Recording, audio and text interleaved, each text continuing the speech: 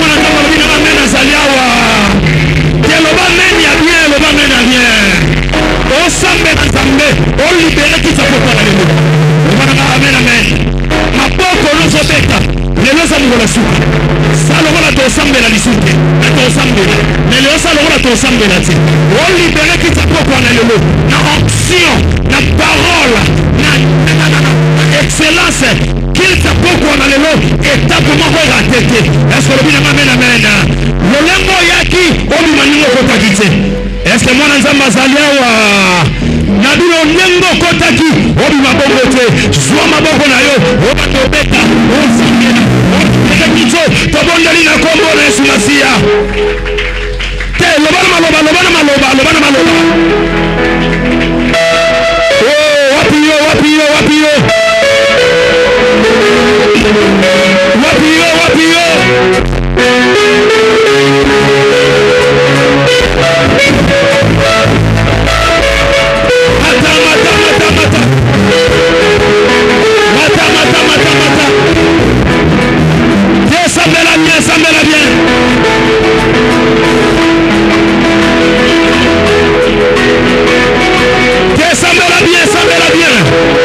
Sambela bien. Je veux que tu pries encore plus mieux que ça. Au nom de Yoka, les lois sont du manas Samuel. Est-ce que l'on comprend le bateau Samuel à Bazak? Est-ce que tu ressembles là? Est-ce que tu bienvenue dans l'école de la prière. Bienvenue dans l'académie de la prière. Chaleur na yo.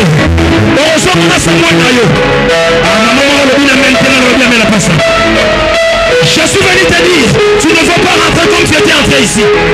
Lorsque tu vas rentrer chez toi, tu vas rentrer avec ton Samuel. Samuel est à Moussala na yo. 40 jours à pas mater. Je veux les gens que je peux prier avec eux. Tombe la maman, tombe la. Tala. La réclamation famille sur Tikiam. La réclamation famille Tikio. Tombe la maman Licolo. On va nous mettre à Maboko. On soit Samuel Nayo. Oloba. Avant Matéa. Nasuyo. Avant ton loué Nasuyo. Nasuyo Siko. La réclamation famille Talingate. Tel que je suis là, dans un réclamé l'insulté. Parce que la Bible me dit, il n'y a plus de condamnation pour ceux qui sont en Christ. La Bible dit ceci, il n'y a plus de condamnation pour ceux qui sont en Jésus.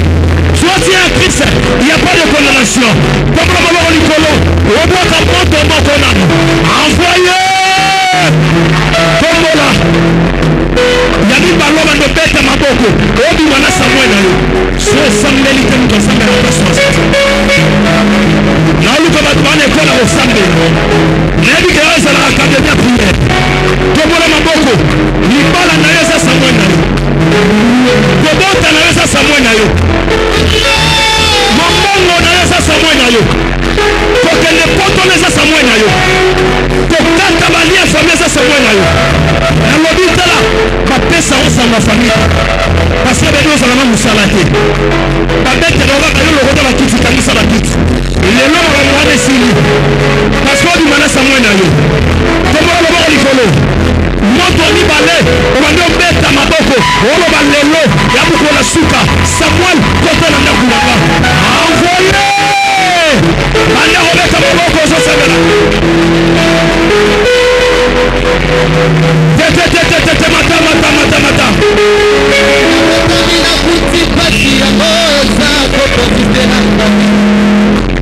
nakolina yango nakomobanga nakufa na pasi yango omula satana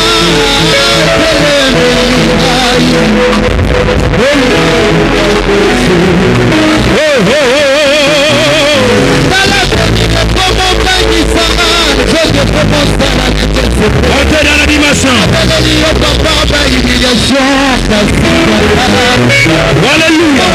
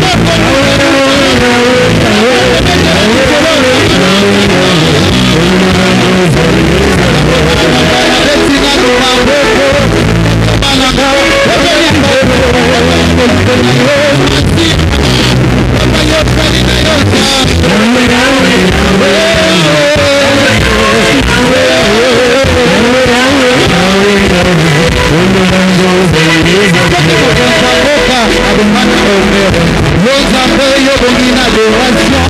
Tobeteli yo na maboko na bololo.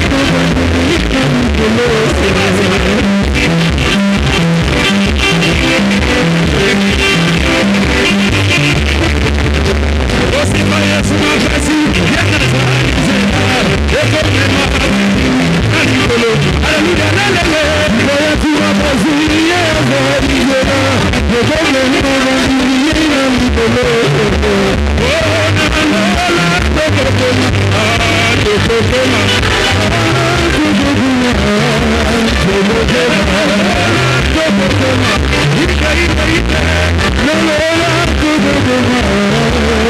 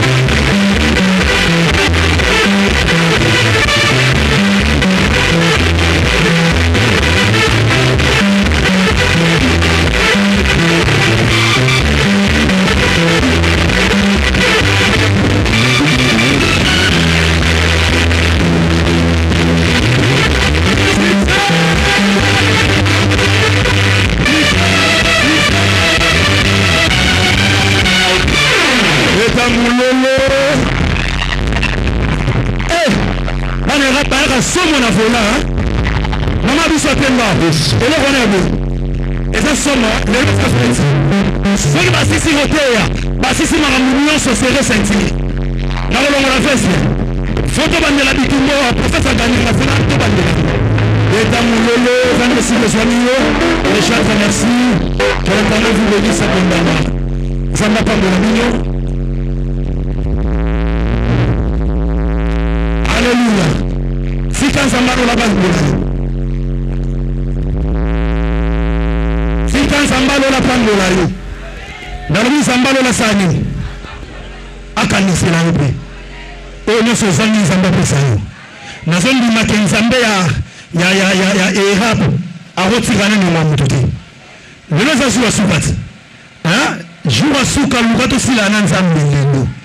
Pour 40 jours, année on a mis souté. Est-ce que année 40 jours aux assus? Et comme il donne l'hiver, est-ce que nous avons dit que na oi? Il y a des voisins na voisine comme ma bongoté. TM c'est comme ma bongoté. Il y a des c'est comme ma bongo. On a la limite à adorer les amis qui est parce que la vie qui a monté n'a pas déjà pour nous. Nous va mener à bien. Nous va mener à bien.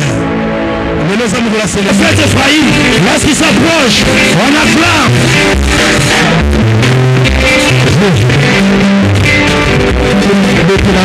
Milolo, il y a bien Milolo applaudi. Nazo Kayete. Batwalibanda, Milolo. Milolo, ya zoto moderne Milolo. Otelebina Milolo na yo, otelebina Milolo. Poussez, bâti de joie. Que vous télévisez Kamasoso Koya. Que vous télévisez Kamasoso Koya. Zababo na yo. Milolo. Ye Kamasoso Chikayo. Ye Kamasoso Koya. Merci. Alléluia. Je dis ça pour faire les deux années. Les noms de Souda. Les noms affinales. Amen. Mais quand la maturité passe lorsque vous allez péquer, il faut pas baya wana punanini. Baya bambela. Amen. Le père spirituel. Notre Père, mettez-la Mbaboko. Depuis sa poussière. Alléluia. Nous Nanzambe na lelo na komiko. Amen. Nanzambe na lelo na bali, Nanzambe na sumusala, Nanzambe na lelo erap ebotami. Amen. Nanzambe na Amen.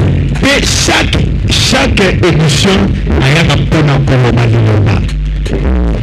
La 5e heure, parole de Julia Makona qui est Katani. Je crois que passage n'a eu alors. Ministère ils ont changé. 4 équipes ils ont bandé. Alléluia. Malgré tout pour le moment, il y a quelques minutes. 20 minutes pour prédicateur en fait tellement. Parole à Koloba. Et je vais ici quand nous avons fait la mission pour donner la condamnation ici à peu près. Il y a 5 ans de quelques minutes. Amen.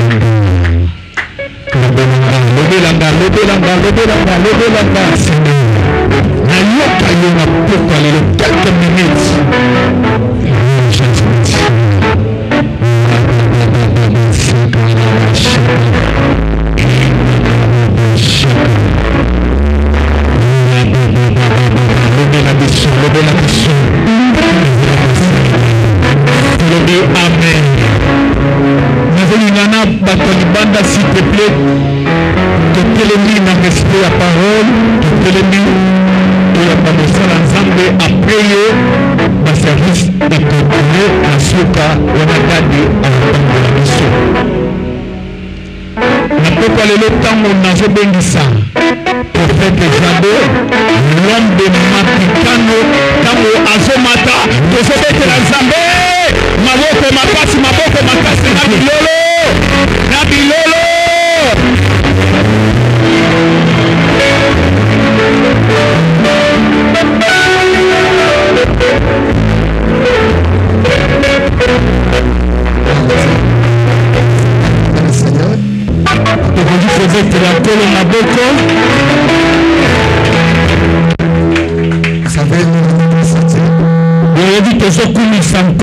pour ce long voyage de 40 jours.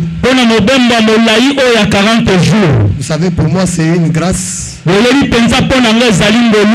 prendre la parole pour la clôture de ce grand programme.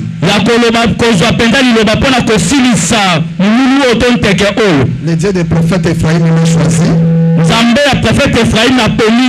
Il m'a aussi honoré. Il y a beaucoup de pasteurs. Hein? Ils savent prêcher plus que moi. Ils sont intelligents plus que moi. Ils ont aussi la sagesse plus que moi. Mais son Dieu a voulu que je prenne la parole. Il sait que j'ai une petite grâce que je vais contribuer pendant 20 minutes. Ce que je sais, le Dieu que nous prions, il qualifie les gens qu'il choisit. Quand il choisit quelqu'un, il qualifie. Il te donne une responsabilité. Il va te donner sur la capacité. Comme il m'a établi pendant 20 minutes ici. C'est que je ne dois pas vous prêcher, mais je vais vous bombarder. Amen. J'étais dans la prière, Dieu m'a donné un message. Quand j'ai préparé ce programme, il y a un message que Dieu m'a dit de vous parler.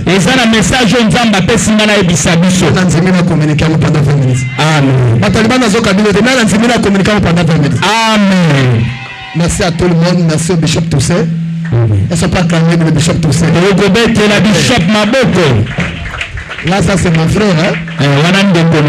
Il est venu à la frère Alliance. Amen. Merci à l'équipe, merci à Mami. Parce que si elle n'a pas, ce qui me prophète merci à toute l'équipe. Je vous donne le soutien. Amen.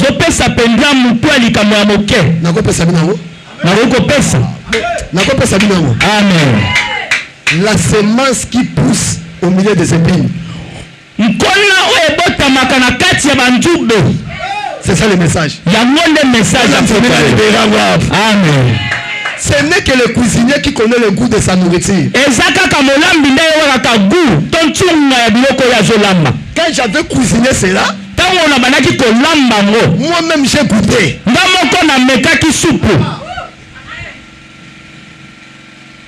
Je sais que quand tu vas sortir ici, hein, c'est emporté, hein, c'est la nourriture emportée. Toi tu consommes et tu apportes aussi à la famille. Une semence qui pousse au milieu des épines. C'est ce que le Saint-Esprit m'a dit. Et ce qu'on peut. Matthieu chapitre 13 rapidement. Matthieu chapitre 13. À partir du verset par rapport à la semaine. Hein? Par rapport à la semaine. Matthieu 13, rapidement. Matthieu 13. Matthieu même na 4, 7. Nous a préparé cantique de cantique. Chapitre 2, verset 4. C'est deux versets, 2 chapitres. Non, ça, le mariage. Matthieu 13, 4 à 7. Cantique 2, 1 à 2, dans le mariage. Il y a un bête qui n'a pas réussi. Non, après. Non, après. Tu as dit à chaud. La bête qui a chaud ici. Ok. Matthieu 13. Matthieu chapitre 13. Verset 4. Parabole du Seigneur. Je lis au nom du Seigneur. Nous rendons grâce. Le verset 4 nous dit ceci. Un semeur sortit pour s'aimer. Comme il s'aimait, une partie de la semence tomba le long du chemin. Ok. Les oiseaux virent et la mangèrent. Continuez, papa. Le verset 5. Une autre partie tomba dans les endroits pierreux où il n'y avait pas beaucoup de terre. Ok. Elle leva aussitôt parce qu'elle ne trouvait pas un sol profond. Ok. Mais quand le soleil parut, elle fit brûler et sécha, faute de racines. Ok. Une autre partie tomba parmi les épines montèrent et l'entoufèrent. Une autre partie tomba dans la bonne terre, elle donna du fruit, un gain 100, un autre 60, un autre 30. Merci. Parole du Seigneur. Nous rendons grâce à Dieu. Cantique.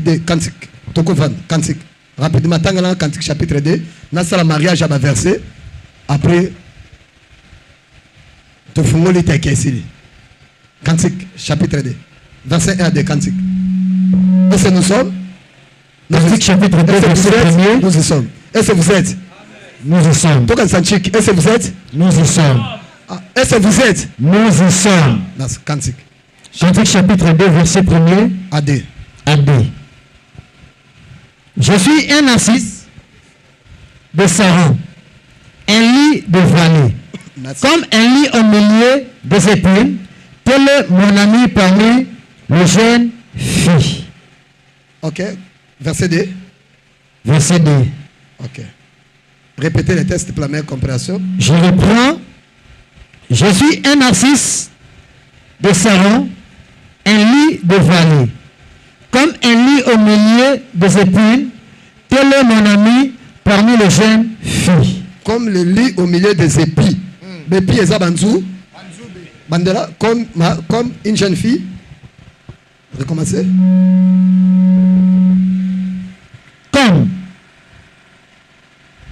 Comme un lit au milieu des épines. Ok. Tel est mon ami parmi les jeunes filles. Merci. Nous acclamons la parole. Elles sont acclamées très bien.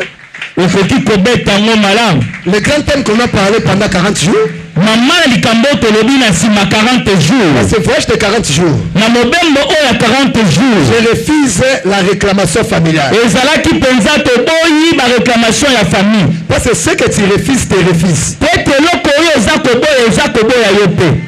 Et je peux répéter?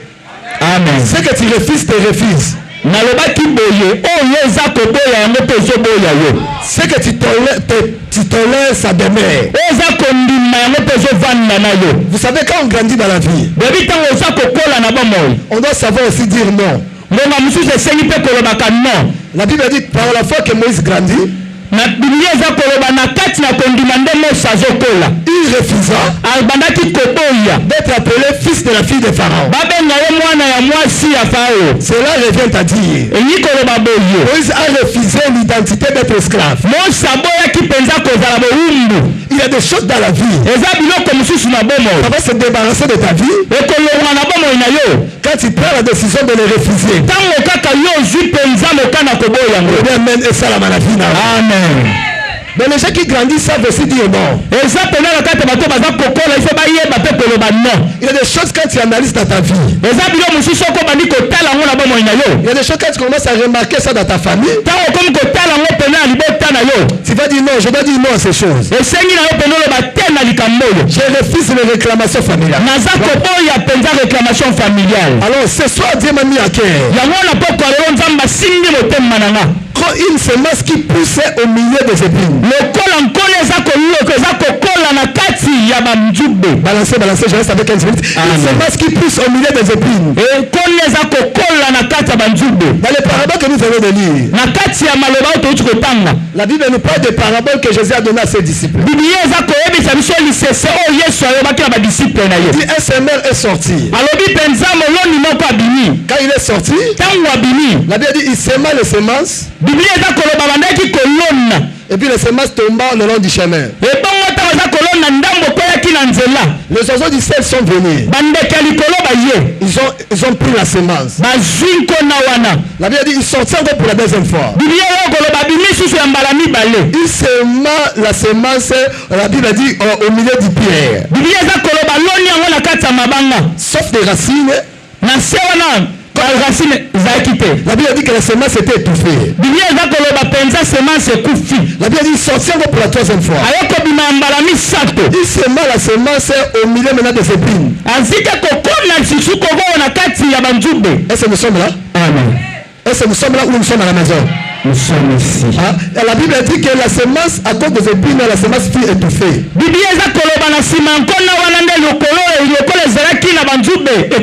Il sortit encore pour la quatrième fois. La Bible dit maintenant la semence tombe dans une bonne terre. Alors la Bible dit que la semence avait produit. Quand nous lisons ce test, nous allons comprendre une chose. Ce n'est pas la semence qui était le problème, mais c'était là où la semence tombait. Amen. Le problème, ce n'est pas le problème de la semence. Le problème, où est-ce que la semence est tombée? Et là, nous comprenons. Beaucoup de gens, le problème, ce n'est pas leur vie. Mais le problème, c'est là où vous provenez. Le problème, il y a déjà où le problème, ce n'est pas eux. Mais le problème, c'est l'origine. Le problème, c'est la source. C'était un bon état. La semence était en bon état. Mais la qualité du terre où la semence tombait. Il y a des personnes où leur problème c'est leur famille.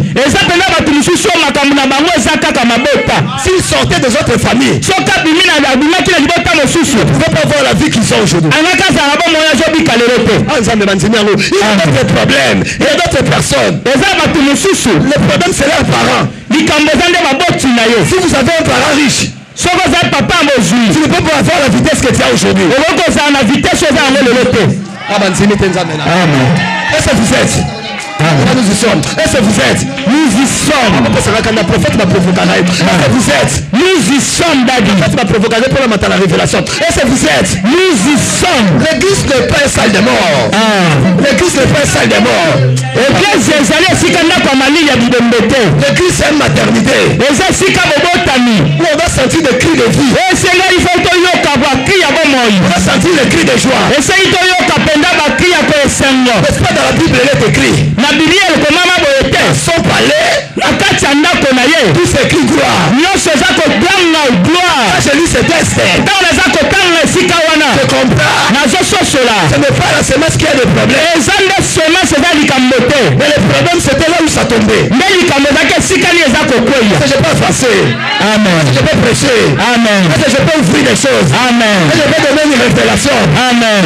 Il y avait 3 parties qui ne permettait pas que les semences puissent croître. Le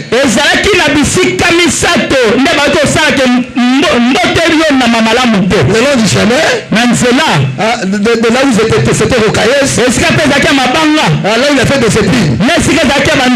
C'est ça là où ça ne permettait pas la croissance de la semence. Aujourd'hui le Saint-Esprit m'a dit que tu as une semence qui va pousser même au milieu des épines. Est-ce que je peux déclarer maintenant? Amen. Est-ce que je peux prophétiser? Amen. Je lève ma main. Amen. Même les gens qui sont dehors. Amen. Partout tu vas tomber dans ta vie. Amen. Partout tu vas tomber dans ta vie. Amen. Toi tu vas pousser. Amen. Toi tu vas pousser. Amen. Pas n'importe quelle qualité de la terre. Amen. Pas n'importe quelle qualité de la terre. Amen. Même la terre qui est maudite. Même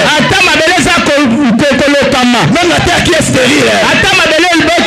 Toi tu vas prospérer. Même la terre où les gens ne se marient pas. Toi tu vas te marier. Amen. Même la terre. Où les gens ne sont pas stables.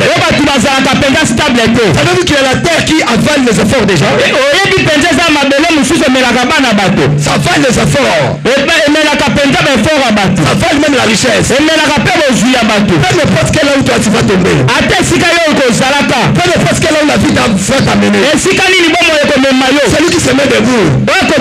Il y a la grâce de réussir partout. Il y a la grâce de réussir partout. Il y a les réclamations.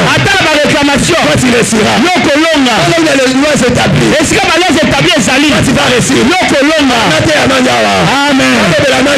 Amen. Même là où il y a les hôtels sataniques.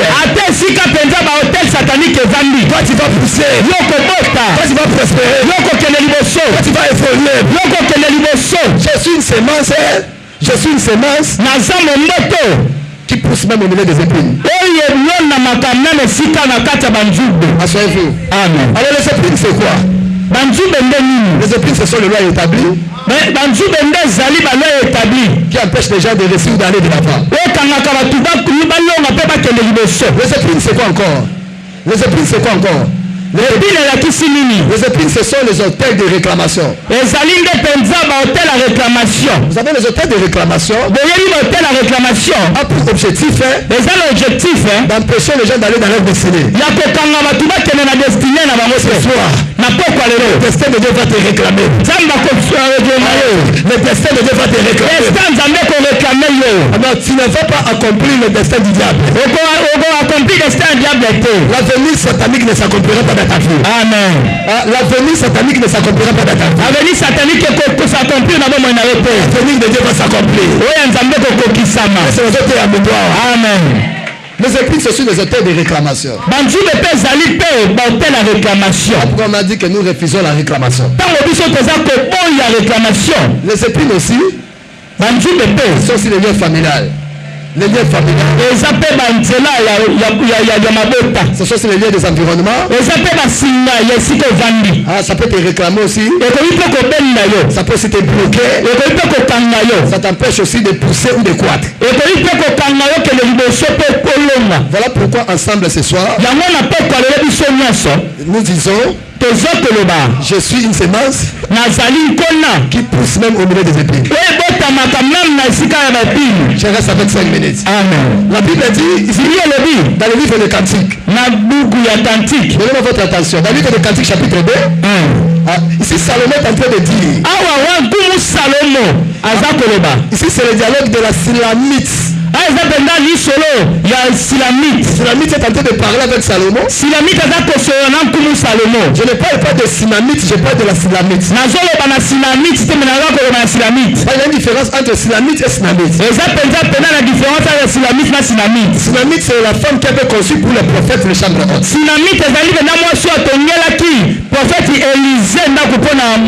Quand on parle de Silamite, c'était parmi les femmes, les épouses de Salomon. Il dit maintenant ceci. Je suis le narcisse de Saron. Le lit des vallées. Comme l'est entre les épines. Tel est mon ami. Entre les filles. C'est-à-dire comme ils ont ce test. La Silamite est en train de dire moi je suis une fleur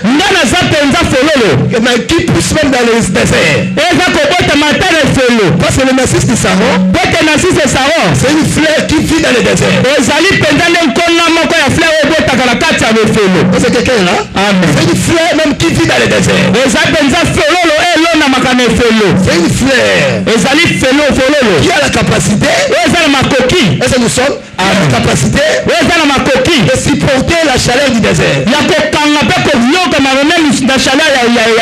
Je suis venu parler à quelqu'un que toi tu es là. Va supporter même la chaleur du désert. C'est que les gens ne supportent pas. Toi tu vas les supporter.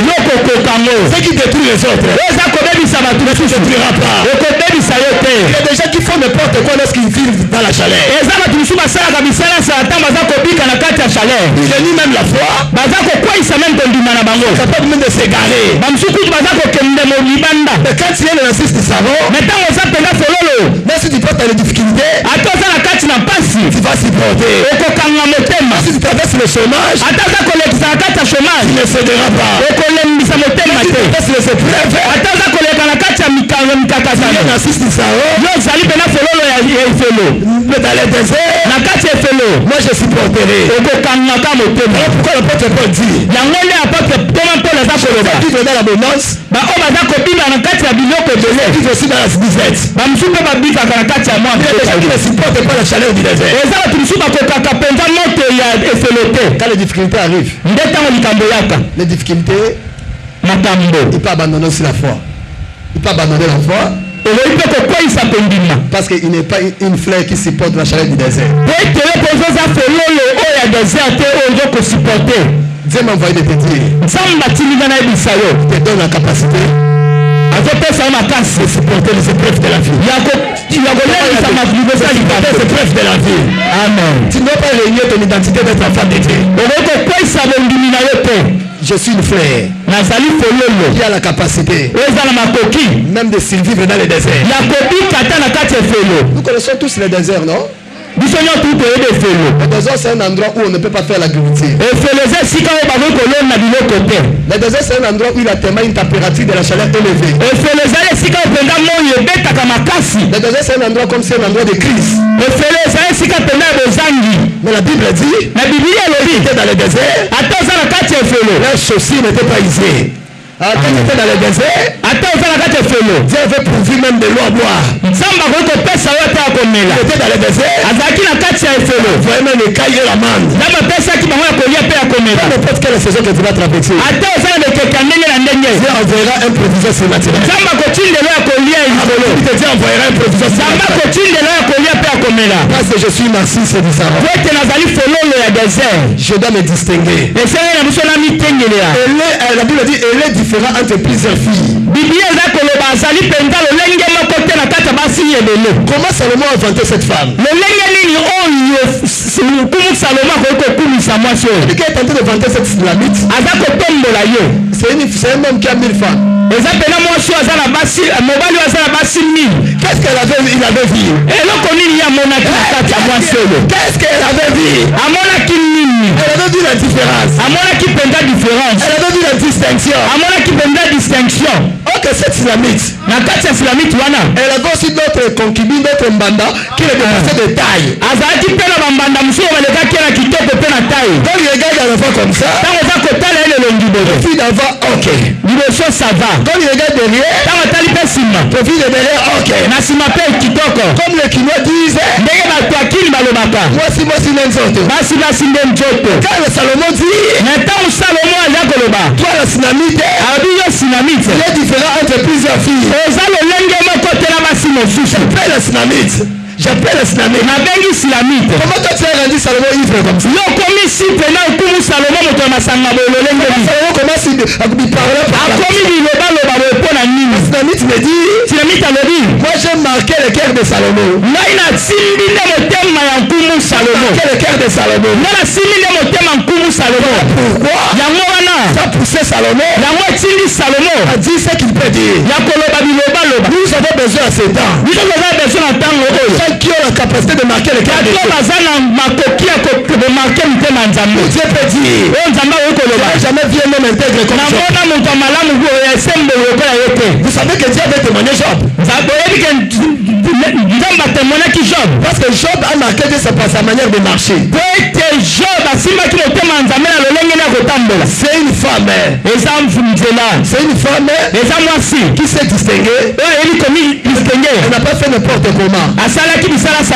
Même si elle traversait le désert. Amen. Atalisaki pas idée. Atalisité. Alors il peut être dans un l'économie.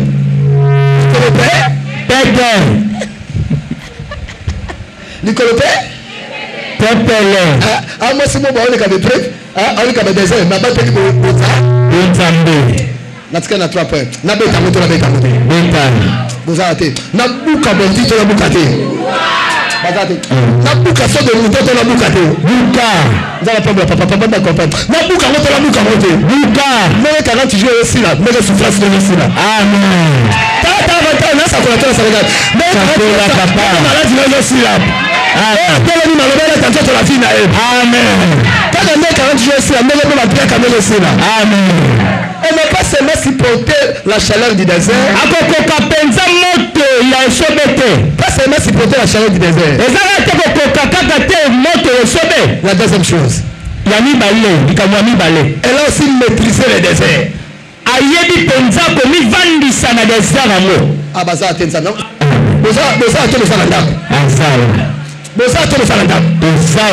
Elle a supporté la chaleur du désert. Elle a aussi maîtrisé le désert. Donc cette femme vraiment me pousse à cette philosophie qui se dit couramment en réseaux sociaux maîtrisables.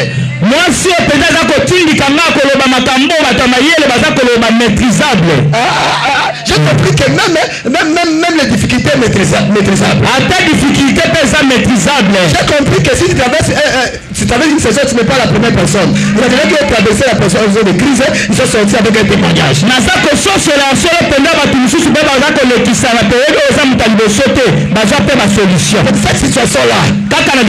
est maîtrisable. Ce chômage-là est maîtrisable. Cette stérilité-là, tu demandes Sarah, tu demandes Elisabeth, on va te dire que la stérilité est maîtrisable. C'est léger là. C'est léger. C'est léger là. Même si on te rejette, le rejet est aussi maîtrisable. Jephthé était rejeté. Était le futur chef de ses frères. Tout ce que nous traversons dans la vie, si nous avons confiance à Dieu, est maîtrisable. Donc nous avons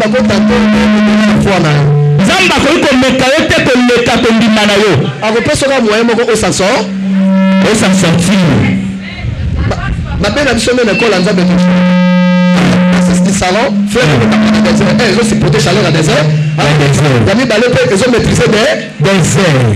C'est maîtriser la situation dans notre vie. Maîtriser la vie. Ah, si, mais changer. Il y a un temps où on va maîtriser la saison dans notre vie. Maîtriser la saison dans notre traversée. Et ça va tellement dans la salle. On va mettre la salle dans la boue à bien. On va maîtriser la saison. Comment la période de traversée? La période de traversée au moment où les hommes maîtrisables. Peut-être 3 personnes, peut-être c'est la période de traversée maîtrisable. 3 personnes, tout d'abord. Donc, pas le temps matériel, mais la période de traversée est maîtrisable. Aussi, maman qui citait. Comme on voit comme maman soukola thé. Ces autres traversées ça maîtrisable. Dans ma femme, est-ce que tu comprends, non? Coco Maté Biloba nous balanzela, comprend que ces deux années maîtrisables. La deuxième chose, elle a maîtrisé le désert. Interprète. Deuxième chose, elle a maîtrisé quoi? Le désert. Troisième chose, cette narcisse du salon. Merci papa. Troisième chose, il y a Misato. Elle a la capacité de sécher même ceux qui cherchent à lui étouffer. Ah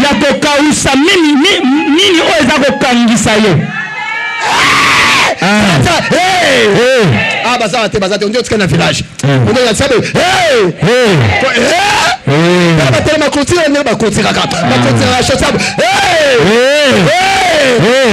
elle a la capacité de maîtriser de sécher ceux qui cherchent à lui étouffer.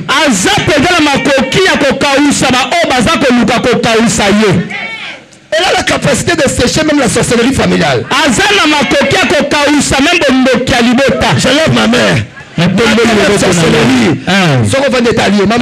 Malgré la sorcellerie, il vient la nuit. bayaka na butu il t'ensorcelle, bayaka koloka yo jamais tu te maries, lobe kobala il vient encore la nuit, baya lisusu na butu koloka yo jette les parcelles, lobe kosomba mapango il vient encore la nuit, baya lisusu na butu la sorcellerie, baya koloka yo tu reçois le visa de l'État-Unis. lobe ozwi visa États-Unis Il dit, c'est comme si notre sorcellerie ne réussit pas. bakomi komituna lokola bondoki na biso ezosimba lisusu te La sorcellerie devient une vitamine pour ta grandeur. bondoki na bango ekomi kopesa vitamine mpo na botombwami na yo.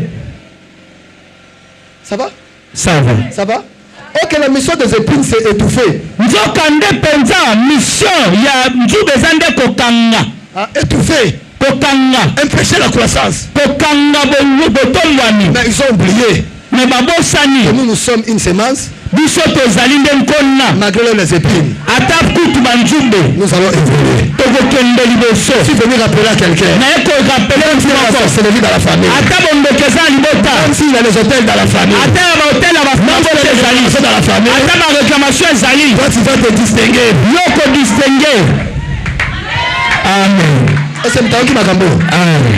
Donc, frère Wana, et Kaoussara, eux autres, eza botufe dadi. Vanda. Quatrième chose pour aller à la fin. makambo ya minei mpo tokóma na suka Il était dans le désert, cette fleur. ezalaki mpenza na kati ya esobe fololo oyo Quand ils étaient dans le désert, ntango bazalaki na kati ya esobe ça n'a pas seulement séché ceux qui cherchaient à le étouffer. ekausaki kaka te oyo eza koluka ekausa ye. On nous amène à cette sanga. Qu'est-ce que cette fleur a fait aussi? bongo fololo oyo esali lisusu nini Quand ça pousse, ntango eza kokola automatiquement ça devient une décoration. lolenge mbala moko ekomi mpwasa lokola décoration. Beaucoup de gens vont venir pour prendre se reposer à l'ombre de cette fleur. bato ebele bakoya kovanda na se ya nzete ya fololo wana mpo ozwa mpenza Quand cette fleur pousse, ntango fololo eza kokola il y a des gens qui veulent contempler cette fleur. bato lisusu bayaka mpenza kolula fololo wana Pendant qu'ils vont commettre cette fleur, dégage la beauté. bato mosusu bakoloba mpenza fololo eza kopesa bote. Dans un endroit où il y avait les épines, dans un endroit où il y avait les épines, ezalaki mpenza na baépine mais lui, il a poussé. ye akoli kaka Il ne vient pas seulement à contempler, eye kaka te mpo na bato bamona bonzenga nango il vient aussi pour prendre les selfies.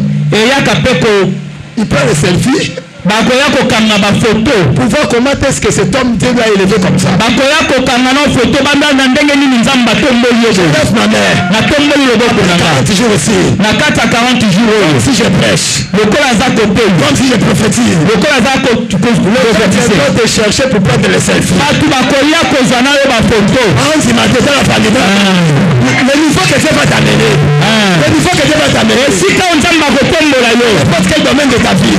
na badomaine nyonso tu ya bomoi na yo Je ne sais pas, peut-être dans la musique. nayebi te soki mpe na musike Je ne sais pas, peut-être dans les affaires. nayebi te soki mpe na Je baaffaire ne sais pas, peut-être dans le ministère. nayebi te soki mpe na baministère Je ne sais pas si le pas professionnel. nayebi te soki na bomoi ya likolo Peut-être tu seras nommé. wa mosusu mpe bakonome yo Peut-être toi tu seras publié dans l'ordonnance wa présidentielle. mosusu bakotia yo mpe na journée présidentielle Les gens vont venir bato bakoya pour prendre les selfies avec toi. kokanga na yo bafoto Je prophétise pour un homme ici. na sakoli mpo na moto moko awa kala te Il viendra bakoyaka prendre les selfies avec toi. kokanga bafoto na yo Pendant que Dieu va t'élever. lolenge nzambe akotombola yo Semence yo ozali nkona qui pousse. oyo elona ebotaka On étouffe les autres. ata bato baza ya kokangama Il y a une semence. yo ozali momboto Si oyaka ekolonga là où les autres échouent, esika bato bazolonga te cette fleur est devenue une décoration.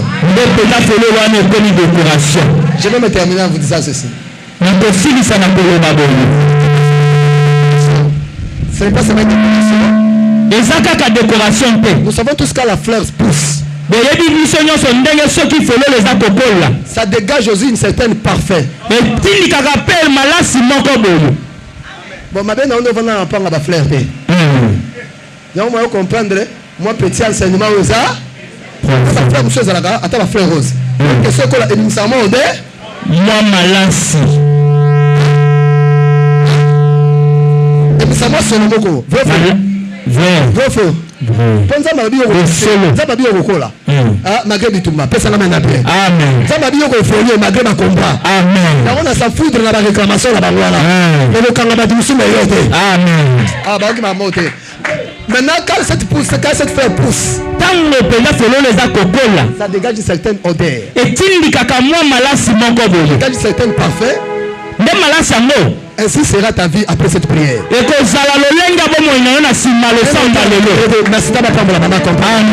Ainsi sera ta vie après cette prière. Tu vas dégager une certaine odeur. Tu vas dégager une certaine réputation. Dégager un certain témoignage. Ce n'est pas l'odeur de la mort. C'est l'odeur de la vie. Ce n'est pas l'odeur de l'échec. C'est l'odeur de la réussite. Dis amen, recevez cela. Amen. On va libérer le parfum. Quand tu vas libérer cette odeur, des gens qui ont réussi, quand tout celui qui t'a abandonné, il va te regretter. Il va constater que malgré que j'ai sorti dans sa vie, au lieu qu'il diminue, mais il va encore de gloire en gloire.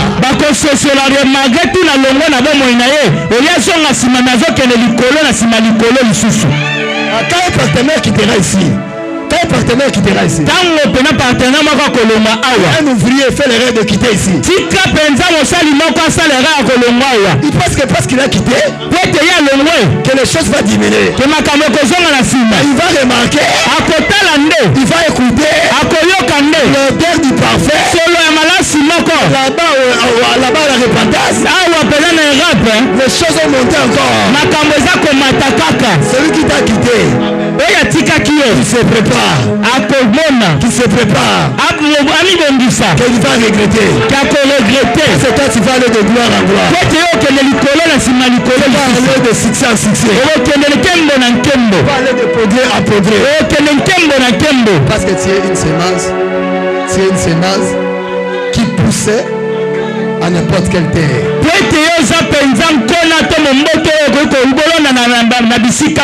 Que Dieu bénisse.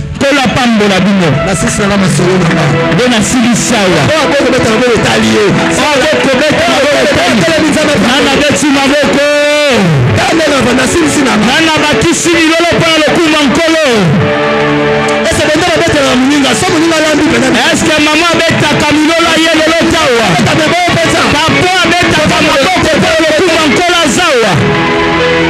Alléluia. Alléluia. Amen. Tala voisin. Lobanga na zakona. On a robima. Attends, on a déjà dans le Lobanga vous allez tout fêter. Vous voyez que la vie sur tout fait à la kingwa. Vous allez première respirer. La respiration. Ça va couper rapport de tout. Étouffement.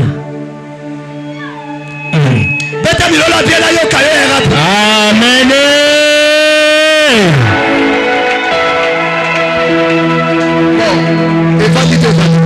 Evandi. Bon, on a été Evandi. Somme tanzimia wote amte mamabe. Evandi. Beta maboko bien na melolo ya pe. Nana beteli kolo maboko. Beta maboko bien. Président merci pour le message. Tellement président merci pour le message. Yeb sanza menanzimi que na poko longa na zalanga kona. Ngana rubima partout. Ngana vous allez tout fêter. Partout et ça partout na roboa kama. Partout na bimela ngana vous prospérer. Allez beta maboko banda ko sambela. Rapa kala. Sambela leo to sambela. Priez. Nana zobondela pofa lelo. Sambela prier. Nana zosambela na pofa lelo. Nana zozongisa matondo na pofa lelo. Nana zoprier na pofa lelo. Priez beta maboko. Nana zobeta maboko. Nana zoprier na pofa lelo. Nana zosambela na pofa lelo. Nana zokumisa nzambe na pofa lelo. Nana zomona monena nzambe na pofa lelo.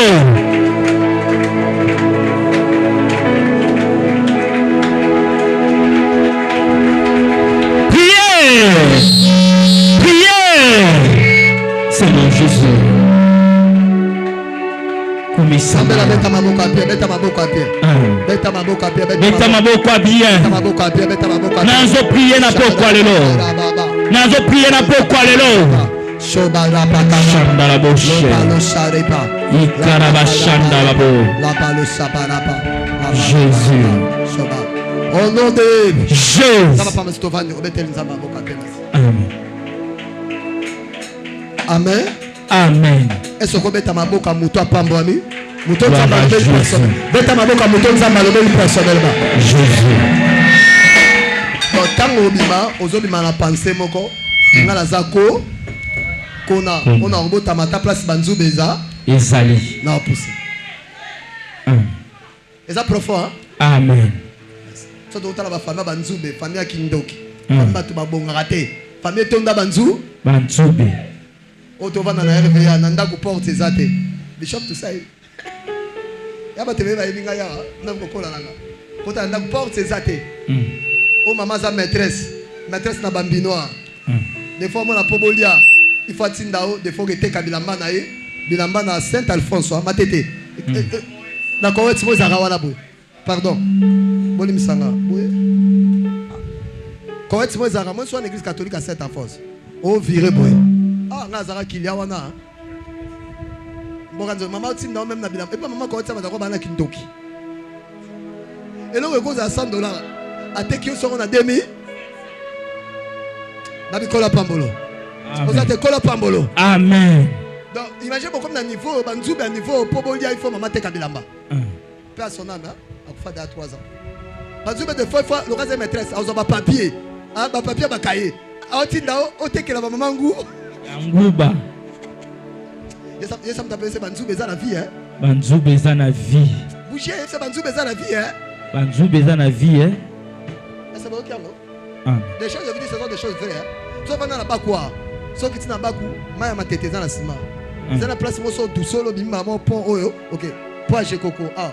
Tu vas dans la place où on a comme moi, manzan des agala. C'est rien, ça va le prendre à trésor. Je crois que c'est ma tête comme.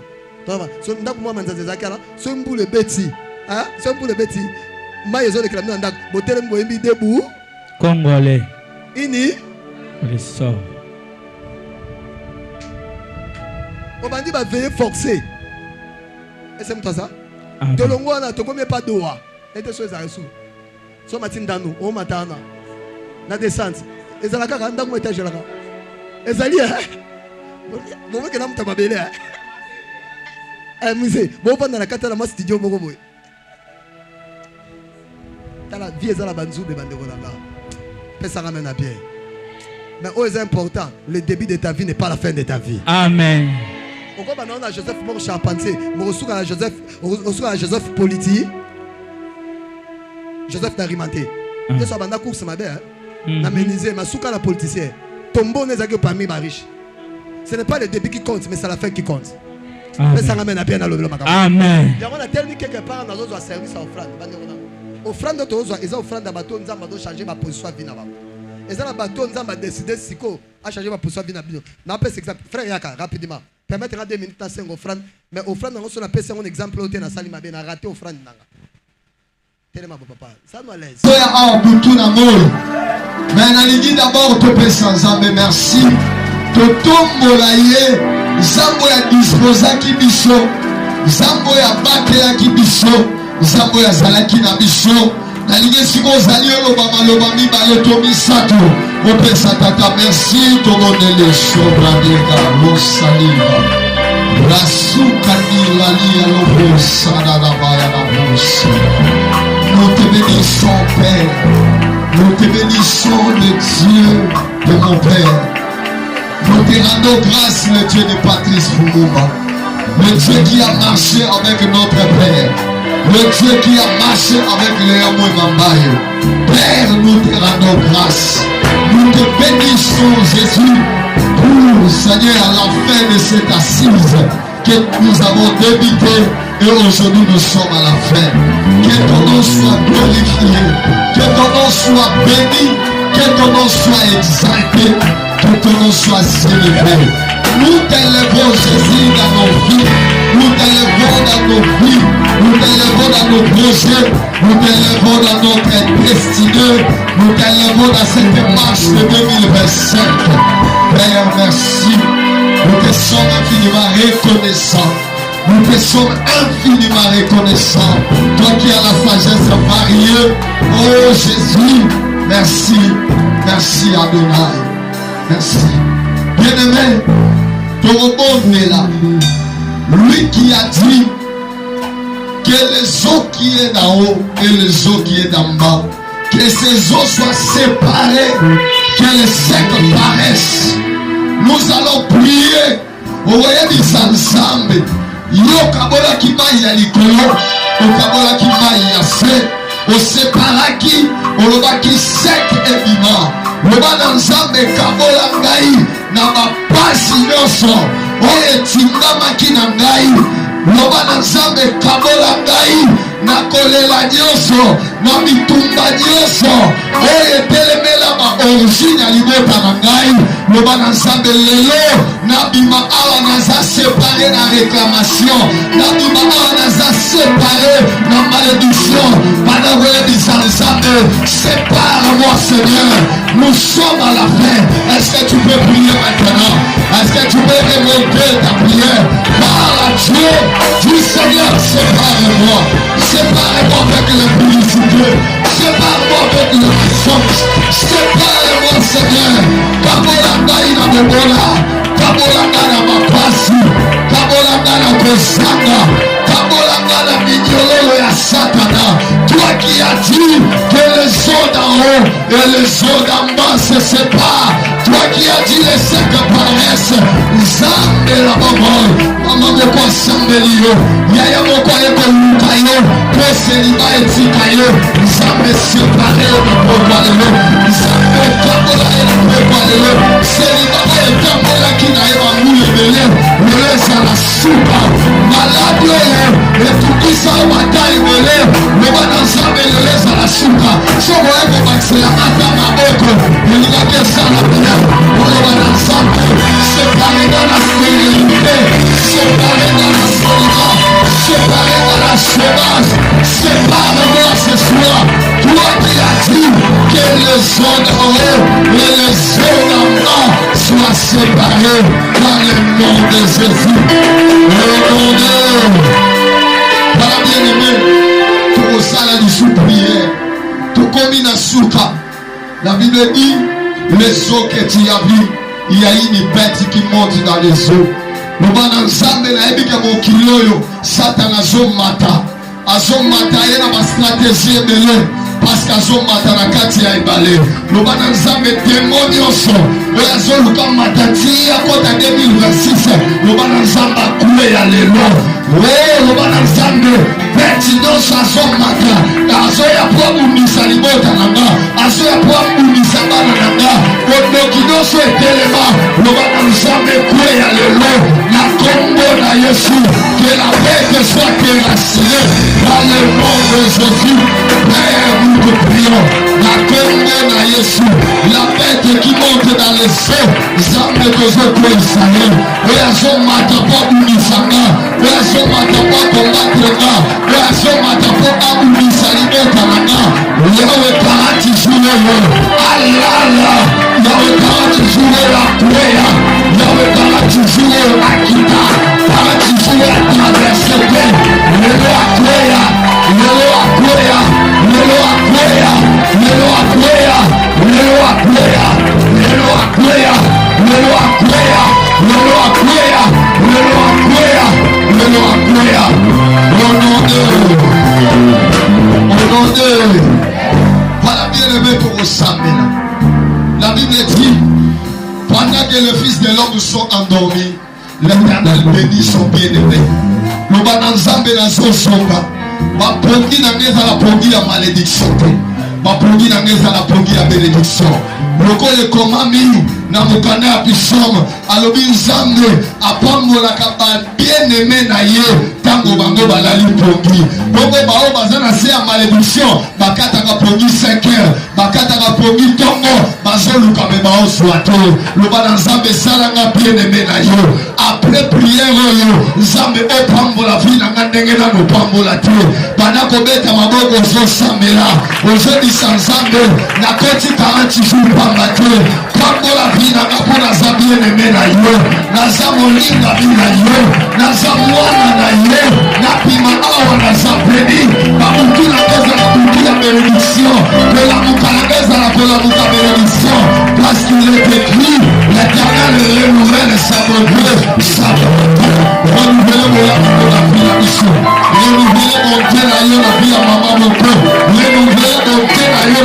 bandeko moko renouvele nzambe ye oyo pambolaka babieneme na yo ye oyo pambolaka baoya yo nzambe ntango biso tokolala okotisa biso na linie ya bandeke okotisa biso na linie ya banzete oyo balonaka te me bazolia oyo basalaka te me bazolia nazomondela yo nzambe okotisa biso na faveur ya bandeke ata toloni te ata tosali te nzambe tosila nzambe tolaka nzambe tolia nzambe totoka nzambe na yesu voilà otomboli maboko na yo. La Bible dit voici comment vous bénirez les enfants d'Israël. Tombola maboko lokolo yoloba nanga moko osungango zomiselanga amen. Tika na pokwa lelo ndongo bandaki premier jour na yo ya prière mpe lelo ozosukisa tika yawe nzambe apambola yo ndongo lobi amen etikala bongo bato bazali banda nalobi tika yawe apambola yo nzambe ya batei nyonso bateyaki awa apambola yo onse ya batei nyonso balekaki awa epambola yo natomboli maboko lokola nganga nzambe nalobi tika ete liso ya yawe nzambe etala yo esika mokili etalaki yo te melola etala yo etala yo na bolamu etala yo na esengo etala yo na miracle nabondeli nzambe kobima yo ezobima awa nzambe ya différence azala nzambe na yo babi nzambe ya différence azala nzambe na yo mabele nyonso yo kotia makolo mabele wana ekomelo pete mabele wana ekomelo olamu mabele wana ekomela yo bénédiction sika voyage ekamamatu efangama na poto lelo nasambelisabe mwasi moko bandeko luka mwana ka butu ya lelo ya clôture ezala passage na yo nzambe afongola matrai na yo nzambe apambola matrai na yo nzambe apambola matrice na yo nzambe apambola maboko namoleso nasambeli nzambe ya funumba nzambe ya leo mwema nzambe na bomoi oyo nasalela tolo tokomi na suka yosantu nazongisi priere oyo epai na yo édition oyo nazongisi epai na yo pambola bato nyonso ya diaspora oyo bazalaki kanali ya bénédiction napamboli bana nyonso ya Londres napamboli bana nyonso ya Italie napamboli bana nyonso ya Canada napamboli bana nyonso ya France bandeko nyonso ya États-Unis napamboli bino na kombo na Yesu napamboli bana nyonso ya Kinshasa oyo bazalaki kosomba bakarburant oyo bazalaki kosomba bamai mama oyo alongola mbongo ya kolia aye nango mpo karburant esombama kolo